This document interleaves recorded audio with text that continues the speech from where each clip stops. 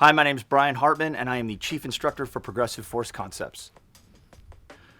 Well, I come from a long line or a family history of United States Marines, so it only made sense that my career would actually begin in the Marine Corps. Straight out of high school, I took and joined the Marine Corps. My military occupational specialty was originally slated to be a dragon gunner or an assault man, and as is typical in the Marine Corps, they arbitrarily decided to take and change that. That was shortly changed to a light armored infantryman.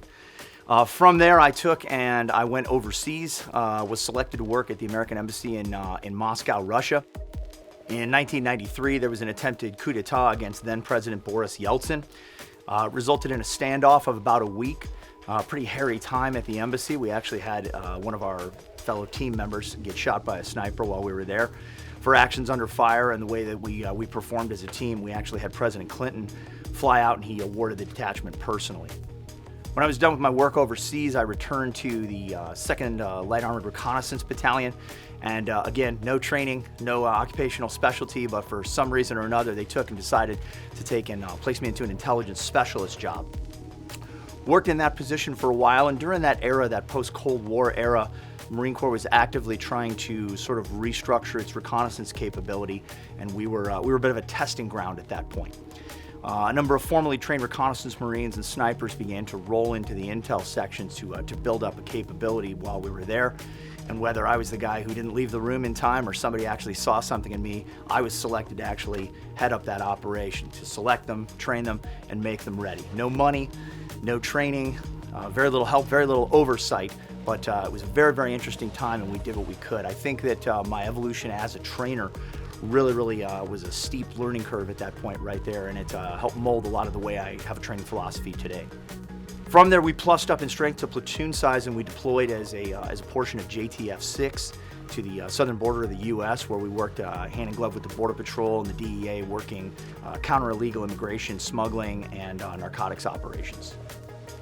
After my time in the Marine Corps, I went back to Ohio, where I got my bachelor's degree in international affairs at the alma mater of both my mom and my dad, Xavier University. Go Muskies.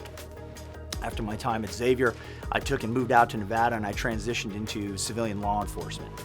Graduating from the academy, I received the Leadership Award, and then during my tenure as a local level police officer, I took and moved on to become a trainer in numerous disciplines.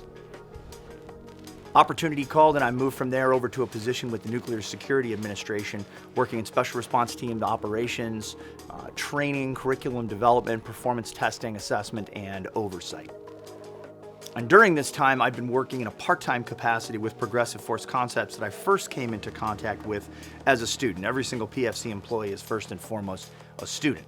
And we came to a crossroads where demand for our services had reached a critical mass where we had to make a decision whether to continue on with our day jobs and keep PFC as a secondary, or to take and make the leap of faith, which was definitely the right thing to do. We never have looked back since.